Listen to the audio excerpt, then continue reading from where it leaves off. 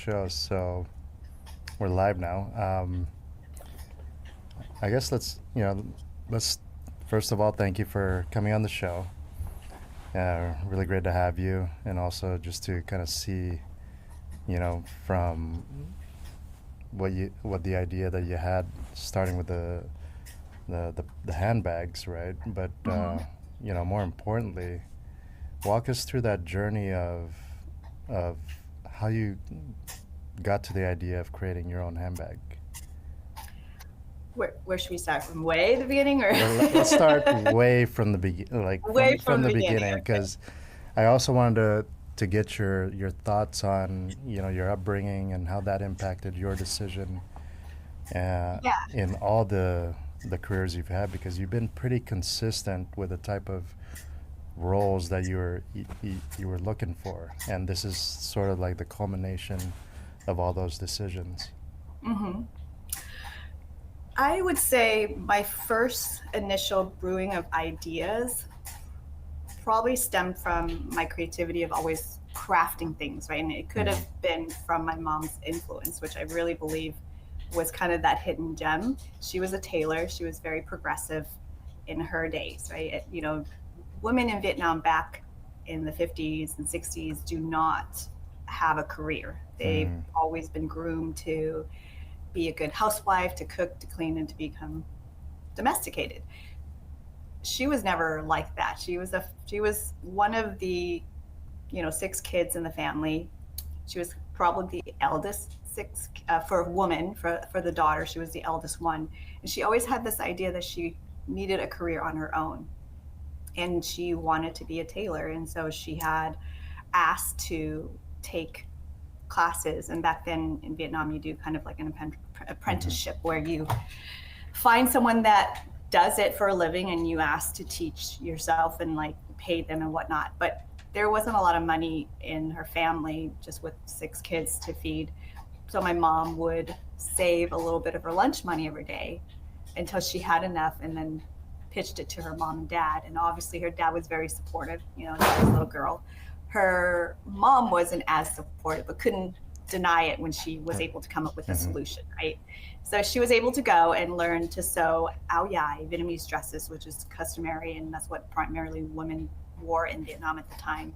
And also she wanted to expand her business eventually and do men's clothes and suits, which wasn't very like a thing that a lot of women would do, because you're touching men and you're Right. measuring and then my mom told me the funny story that her older brother and her dad didn't trust that she was there to learn how to make men's clothes. Like, there must be a guy that she wanted to see. So he would go and watch her every day across the street at the cafe to make sure she was in the school learning. And finally, after a few days, my mom came out and says, "So are you done stalking? Like, do you trust that I'm here just to learn?" Right. And then they let her be. So I think from just hearing her stories and knowing that my parents were always entrepreneurs, I always knew that I would. I just didn't know what that would be. My sister and I would love watching all these craft shows back then. And like, I remember our first project was this album where you use fabric and make covers and cool little picture cover on top, and just making it prettier than the regular photo album, which we don't use these days. Right? Nobody prints photos anymore. Yeah, but like 5,000 pictures of your kid on your phone now. Yeah, exactly. So now we just have that, which is great. Save a lot of money on printing. And I always had scraps around the house with my mom sewing, and I used to make clothes for the dolls. And then one time I actually asked my mom to make my prom dress. So that, I would say, was my first initial fashion design, right? And my mom always thought that I would go into fashion design, and I did have this calling to go to New York, but as a family that immigrated over, you don't know to save money for college, and you kind of just work as you go and save as you go. And so I couldn't afford it, and of course dismissed the idea because I knew that my parents couldn't and didn't want to put the pressure on them. I went to a local college and graduated and whatnot, and decided that it was probably better to work for someone and get paid and get a consistent paycheck than to push for entrepreneurship, which is really hard. And that was the thing that my mom emphasized a lot, is how hard it is to do things on your own. Mm-hmm. There are rewards for sure, but she thinks it's better to get some work experience before you venture down that field. So she never really discouraged it. She just wanted me to wait until timing was right, which I firmly believe in that. And I think it's when I really started traveling a bit more, acting and modeling and packing this overnight bag or day bag, and it was just full of full-size bottles of everything. Right. And I thought it was ridiculous. And I'm 5'2", yeah. not, and I'm carrying everything by myself. So after a while, I'm like, this is a lot of things to carry just, for a quick trip. So I would try to make shift things and try to organize things. And back then, this is like 20 years ago, where organized makeup bags and maybe little travel bags existed, but it wasn't a cohesive thing that people wanted to really do and make it pretty and make it easy for women, right? It's just a lot of backpacking type looks and feel, and it wasn't nice. And I would start sketching ideas, and I would then see it in the marketplace 4 to 5 months later, which really encouraged me on the inside to say, maybe I have something there, right? And I think a lot of it's because I didn't go the traditional route of being a fashion designer. Like, I didn't go to fashion school, I didn't work in fashion. So there was a lot of that imposter syndrome of not feeling like you are credible. Right, that you are talented, that you should do this, right? Because I've never done, I majored in journalism, I went into media, I went into sales. Those are the things I'm good at. And I've done work on camera, but I've never sketched or drawn professionally. So therefore, I can't do it. Right. And every once in a while, there's this nudge inside of me that says, why don't you try? And I would try. I would try to seek a pattern maker or talk to manufacturers. And I always felt a roadblock. Either A, I didn't feel like it was the right partner, or I didn't feel like it's the right time, or it was too expensive, or my idea wasn't 100% clear, right? There was something about it that just says, I'm not sure, Chau. Like, you're there, but you're not there. Right. And I think that's now, how long ago was this when you were going through that process of calling manufacturers and designers and whatnot? Oh, it was like in a span, like 15 years ago. 15 over years. Every few years I would do it, right? Even up to when I met my husband, Joe. And at the time, he would see my sketches and we would talk about it. And it would be me coming up with just sketches, nothing more, and coming up with logos or ideas of the name. And the name was very important to me, right? And if I didn't feel it or it didn't click, I just felt like it wasn't time. It wasn't right, right? Over time, I just kept doing it no matter what. Every time I would try to venture something new, I would always go back to these sketches. And I remember when we finally moved back to Seattle again, when he was going to grad school, I wanted to pursue it so bad. And my husband, or now my husband, he was in grad school. He said, I promise you one day that you will have your chance and you will be fully able to fund it and do it. So he kept encouraging it, which is pretty awesome. He did. He said, don't be discouraged. Timing is everything. Just hold on to that. And I also remember looking at, fashion school, or just learning how to make handbags specifically, because my timing of makeup bags and everything kind of evolved, because then I start working more and I start carrying things in my bag, and it's just a heavy sack with disorganization and stuff. And I was like, okay, there's got to be better ways to carry your tote bag, right? So I couldn't go to these schools because at the time there was only ones in Paris, which sounds amazing. 6 months in Paris, why not? They didn't have remote grad school back then. I know they didn't. Obviously, Joe was like, I don't know if you can leave for 6 months, because I was the sole provider at the time, right? He was in grad school and I was working, so I said, no worries, we'll figure it out. And again, timing finally hit when we moved to San Francisco about 7 years ago, and I became an instant stay-at-home mom, which was never my plan. and I welcomed it because it was a great opportunity for me to spend time with my son, which I sort of had with my mom because she worked at night sewing and in the day with us. Right. So it felt a little bit of that, and I was so happy to have it. And when he was finally in preschool, I felt like I had a good time in the day that I could spend on focusing on me and what I wanted to do. So I said, you know what? I think this is it. So I actually was talking to a friend of mine, and this is where it triggered it. Because, things happen over the years and you kind of forget, and you kind of put everything in the back of your mind. And a friend of mine told me that when she started her restaurant, she researched looking at taking a class to make bread because she was selling Vietnamese sandwiches. So she wanted to see if that's something she wanted to make sure her restaurant specialized. And I was like, wait, that's right. I thought of learning how to make bags. I should look into that again, right? So I Google searched and found a school in San Francisco trained by a leather artisan that worked with Hermes since she was 16. So it's the best. You pretty much got the best of the best instructors. Exactly. And I didn't have to leave the country. Now it would have been harder to even go with a 1-year-old at the time, right? Yeah. But isn't that interesting how, you've pretty much come full circle to you started the idea while you were in California. You got back to California just by, life in general, and the opportunity presents itself. It does, and you have to take it. Yeah. You have to listen to those little nudges. And I saw it, and I instantly said, okay, I have to take a class. Now, I didn't intend to go and do the full class at the time. I figured, I just need to know the basic, because now that we have Google, the internet, everything's within reach to research and understand so much better than back when it was fresh, but there wasn't a whole lot of information out there, right? Right. And so I took one evening class just to learn the basic and figured that's good to go.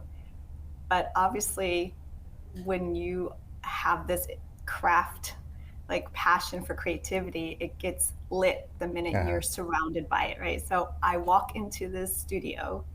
There are sewing machines specifically for handbags, not like my mom sewing for clothes. And the sound of it just brought all the memories of being around it growing up with my mom sewing all the time. Just kind of made me feel at home and at ease. And I said, wow, this is amazing. I would love to have this in my house again, which is kind of ironic because when I was little, I hated it, right? Like it would fill the house, and I would be so embarrassed when friends would come over because we didn't have room to play. And all you would see is just scraps of materials everywhere, which my friends thought were cool, but I thought it was just a mess. Like it looked like a factory, right? But going into the studio brought so much memory, and sitting there for a few hours just to learn the basics and how their class works. And they had me at, you can use the machine, you can create your own pattern, you can make your own handbag by hand. Wow. You can rent the studio whenever you want. And I said, where do I sign up? I don't care how long this class takes. Where do I sign up? And then you get certified as a leather artisan. And I'm like, I didn't even care for the title. I just want to be able to get to the point where I can use the machine, right?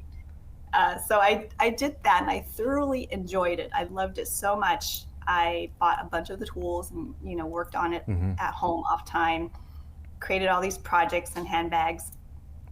And one of the things they said to me was, in your last class, if you finish the final project and you still have time left before you graduate, you can make your own design and we will help you. Wow. So it's sort of like an incubator, right? Sort of. But not all the students come in there with the intent of, coming out with their own brand. A lot of them already are leather artisans, just perfecting their skills because they've learned it ad hoc or kind of on their own. And she really teaches the traditional art of handbag making from Paris, right? From Hermes. And she's been working with them since she was 16 and opened the flagship store here in San Francisco and worked with him for a long time before she ventured out on her own, and then eventually decided to teach, which is amazing. And came up with her own way of teaching, and we were able to learn everything that she'd learned within a short amount of time instead of doing the traditional way where Hermes would just have you do one thing at a time, like stitching consistently for like 6 months, and Right. then you move on to cutting, and then you move on to dyeing, and everything else. So we were able to learn all the tools, all the steps throughout our course. So it made it really fun to work with our hands and just to see something from a piece of paper into reality, right? Yeah. So that was amazing. Yeah, I think a lot of people don't realize, they probably see the handbag and they think it's this overnight, you just had this idea, here you go, but they don't realize there's 15 plus years behind this idea that's been refined, right? So I guess what would you say to aspiring entrepreneurs who want to follow in that in your footsteps, and like, hey, if she can do a bag, I could do a bag. What can they expect? I would say go learn what it is that you feel like you need to know to pursue it, right? I've met another bag designer who has a very well-known bag, and she actually took the same class that I did, but she didn't pursue the class. She just took a one-night class. And everyone has their own path and how they want to approach it.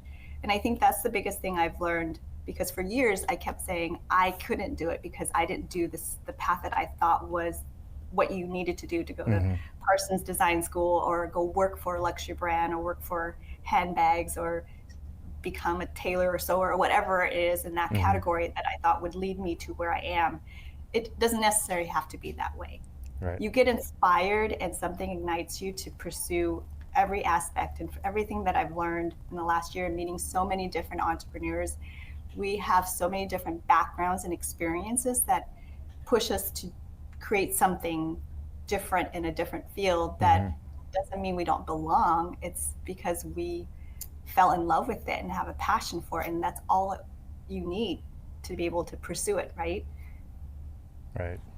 I would say just go for it, even if you don't feel like you can. Yeah. You never know if you try. Yeah, a lot of people don't go for it, right? They just keep the idea, but the interesting you said was that internal voice that told you no, right? And you have to suppress that somehow.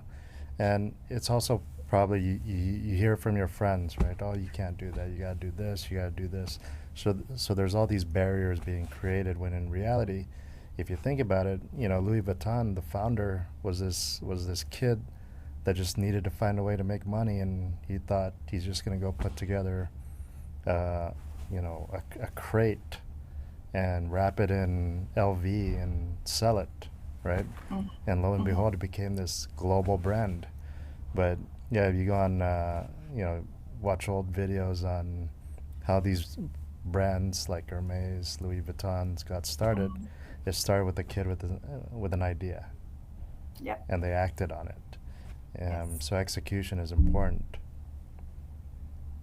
Totally. Yeah. Totally. So big shout out and a huge thank you to Zeakin for making this happen. They have an amazing platform. Check out their website, zeakin.com, zeacon.com. Yeah. Totally. So aside from the handbags, what else are you passionate about, and what fills your day?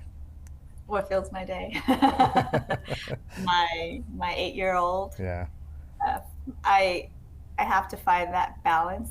I was advised from friends that have started their own business prior to having kids, and they're like, it's going to be hard because you are starting after having a family, because you still have an 8-year-old that's dependent on you. And I would say the first few months was a little of like trying to find my way of how do I not feel guilty when I'm not working, and then try to make sure I spend the same amount of time that I've had with my son, and making sure that everyone's well fed and taking care of our schedules on top of everything. It's truly about blocking those times and being okay with not doing the other thing that I was doing before, right? So when he's at school, it's all dedicated to work. But obviously some home life comes in, right? I have to do the groceries, I have to make sure, dinner's prepped for later and things like that. So it's finding that balancing act and not feeling guilt, because at the end of the day, I'm doing this for me. I find joy in doing it, and I'm not beholden to anyone else other than myself. So I had to let go of the pressure I put on myself. And as entrepreneurs who are, you're very ambitious and have that tenacity to want to succeed. And it's great. It's all great to light that fire to keep it going. But at the same time, it could add a little stress when you're playing with your child or making dinner, and all you're thinking is that to-do list that's growing, right? And you're like, no, stop. It's going to get done because I know myself, and not to feel that guilt. So there's a lot of that that I do, and trying to maintain my social calendar so I don't feel overwhelmed, right? Because you need that balance. And I find inspiration when I'm out with friends, out and about, on the day, just looking at things or talking to people. It ignites different creativity in my mind. I see visions of bag designs, and I randomly, and I'll sketch.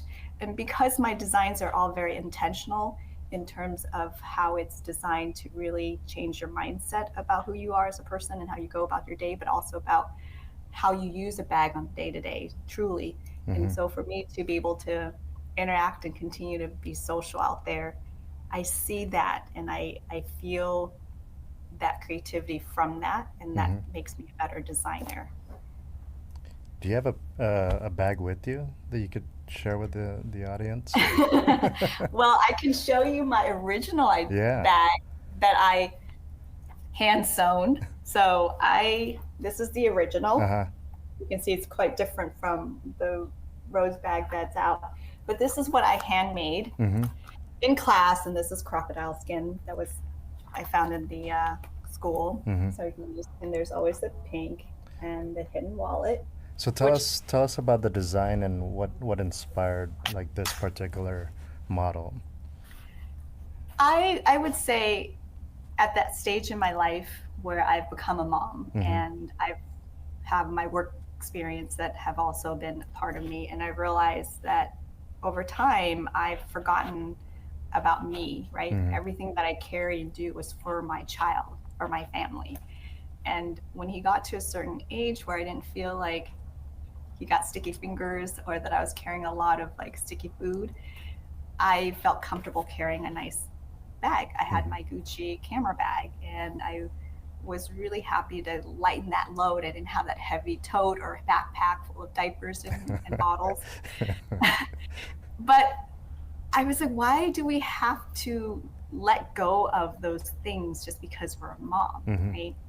But another thing is, when you have those nice bags, it's great, but I literally couldn't find things, because every once in a while, even though I don't want to carry snacks, I stuff a couple like little gummy bears or little applesauce bags into my camera bag.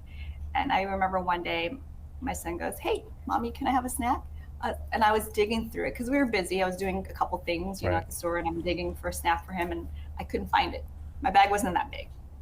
And he goes, "Mom, I saw you put it in there." I said, "I know, honey, I can't find it. I'm sorry. We'll just have to wait till we get home." And when we got home, I dumped my bag out, and there it was at the bottom under all these receipts. And I'm like, what is going on? Why can't I find it? It's because we have a black hole of a bag and we can never find anything.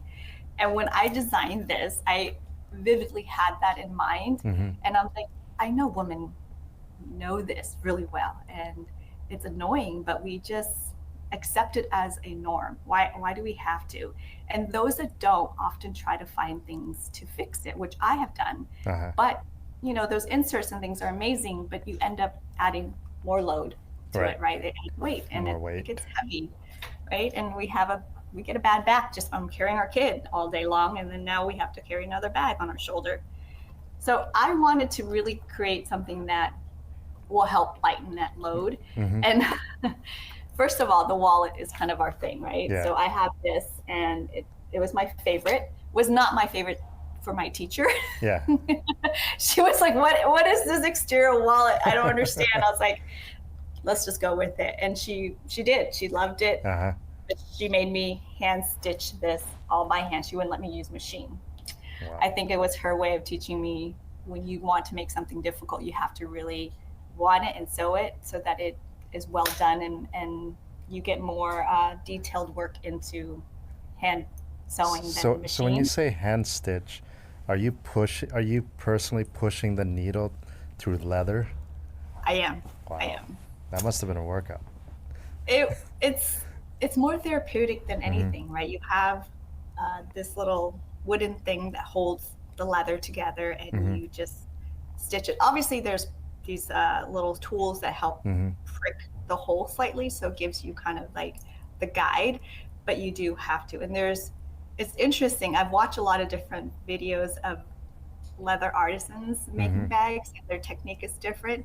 So you can always identify how one is trained when they do it, whether it's Mm. ad hoc or learned over the internet or learned from another person that just kind of self-taught as well, or you learn from another leather artisan like my teacher. And so when I would watch her skills, and even students from all over the world actually fly in to San Francisco and learn from her, Mm-hmm. then correct their technique, because there's certain ways of doing things that just make the product more refined. And I think from this class itself, I really appreciate fine leather and high quality products and what it really means to put a nice product together, to Mm-hmm. create it so that it would last and feel good and really is useful, right? Mm-hmm. So you're not just designing fast fashion and just for a Yeah. trend for fun. But It's an item that'll stand the test of time because it's also a luxury item, exactly. right? And I think that's where my idea evolved from is, you combine my own experience as a mom and loving luxury fashion Mm-hmm. and then getting trained, someone with that eye and appreciation of traditional art of handbag making. Those combinations just really put my brand in a position of merging functionality and luxury together, which you don't really see. Like if you go look at high-end luxury brands that are over $1,000, Mm-hmm. you see a lot of specific organization for day to day, right? You do see a little bit more functionality, Mm-hmm. and some people call functionality more like you can wear it 4 different Right. ways, right? Shoulder bag, clutch, Yeah. off the, crossbody, whatnot, which is great. But to really think from how do you use it day to day, how do you make sure it's like really lightweight, how do you ease through it when you're actually at the grocery Mm-hmm. store, getting out of your car, things like, and travel, like just kind of making sure that mindset gives you more ease so that you can focus on what it is that you're out there to do. Yeah, I noticed on the card holder, there's a wider space. So, one of the challenges as a guy, right, on my wallet holder, all the slots are close to each other. So you try Yeah. and pull out a card, it's not happening. So you're there holding up the line, right? Yeah. I know. And then for some reason you get all amped up and Yeah. then you end up stuffing your wallet or that card that you finally get out into your pocket or somewhere else, and then you can't find it the rest of the day. Nice. Yeah, that happens to me all the time.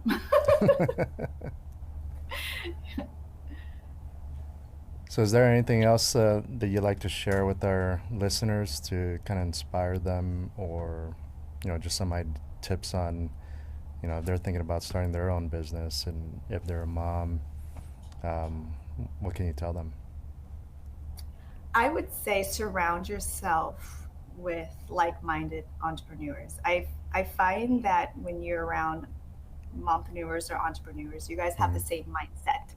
We are always out there to support each other, be our number one fan, and really encourage and push you to your next goals or whatever it is that you need to do. You need that because it's a roller coaster ride as an entrepreneur. You have days where you feel like, okay, I'm not doing anything right. I'm not getting anything or any sales or any publicity.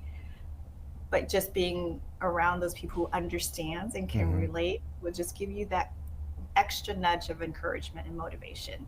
And I was lucky enough last year to be a part of an accelerator program where I met a few mompreneurs who have been my core support group.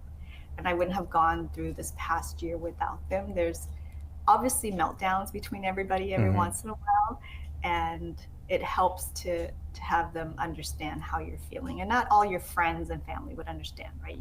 Some of your friends will be very encouraging, but they can't relate if they haven't gone through it. and it just keeps you level-headed, humbled, and motivated. And even nowadays, I would say, again, with timing, there's so many accelerator programs, there's so many free classes, like Verizon, Chase, NASDAQ have all free platforms for entrepreneurs to learn and just get any information you need, from financial, from pitching to mentorship. I encourage anyone, if they had never done any type of business, to just take all those classes, just milk it all in, right? The more that you take and learn and just kind of hone what it is that you need to focus on, the rest will follow. Because the passion for what you want to create, whether it's a product or service, will come and will be there already, right? Because that's what ignited you to kind of start down that path. But to have those programs and also have that support group will kind of just build that foundation for you to continue to lift you to that next level. And I think that's been very important for me to have, because I mean, obviously on social media, everything looks grand and great, but behind the scenes, sometimes you're just like, oh my God, nothing's going right. Or my son's having a meltdown and I need to send this email. I don't know how I'm going to, for example, I mean, you just never know, but it's good to have that. You can shoot a text and be like, oh my God. Or they remind you to celebrate small wins. That's important. That's very important. You and I were just talking about that earlier, right? Like, we forget just an interview or a small write-up or just even a mention, like celebrate it. Like it's like you won $1 million. You never know, because the more you vibrate that energy of welcoming that small wins, more wins come. And that's something that your support team will remind you all the time. Yeah, exactly. Because, just the concept of celebrating wins also goes back to gratitude, right? If you're not thankful for the small things that are given to you by the grace of the universe, right? How can you be given more, right? Exactly. So I truly believe that, and that's great that you said that. Yeah, ask and you shall receive. Yeah. Even if it's more about feeling it, not necessarily having to see it, right? Like, you don't have to see that you'll be this big. Sometimes it's hard to conceptualize because it's just so far out of reach. But for appreciating all the little wins, it just opens that pathway for the universe to say, okay, now your door's open. I shall send you more, right? Yeah.